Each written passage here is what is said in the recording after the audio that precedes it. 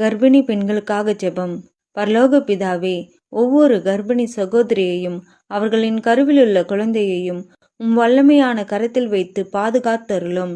மருத்துவர்களின் வார்த்தையை விட கிருபையும் வல்லமையும் பெரிது என்பதை நாங்கள் விசுவாசிக்கின்றோம். குழந்தையின் வளர்ச்சியில் எந்தவித குறையும், பிரசவ நேரத்தில் எந்தவித தடையும் ஏற்படாதபடி பாதுகாத்தருளும்.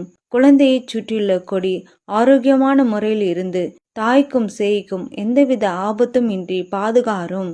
ஒவ்வொரு தாயின் மனதில் அமைதியும் நம்பிக்கையும் நிரம்பட்டும். பயமும் நடுக்கமும் இப்பொழுது நீங்கட்டும். வல்லமை அவர்களை நிரப்பட்டும். பிரசவத்திற்கு ஆயத்தமாக குழந்தையின் தலை சரியான முறையில் திரும்பி ஆரோக்கியமாக பிறக்கட்டும். தாயும் சேயும் பாதுகாப்பாக பிரசவத்தை சந்திக்க நேரே வழி செய்யும். பெற பண்ணுகிறவராகிய நான் பெறச் செய்யாமல் இருப்பேனோ என்று கர்த்தர் சொல்லுகிறார். பிரசவிக்க பண்ணுகிறவராகிய நான் பிரசவத்தை தடுப்பேனோ என்று உன் தேவன் சொல்லுகிறார். ஏசாயா 66:9. இந்த வேத வாக்கியத்தை அவர்கள் வாழ்வில் நிறைவேற்றும்.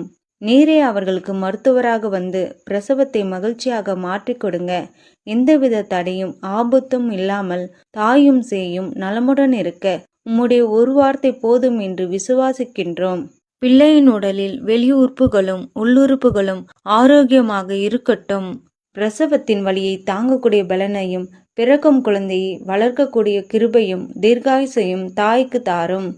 ஆணி படைந்த கரம் அவர்களை ஆசிர்வதிக்கட்டும். இயேசுவின் நாமத்தில் ஜெபிக்கிறேன் ஜீவனுள்ள பிதாவே, ஆமேன்.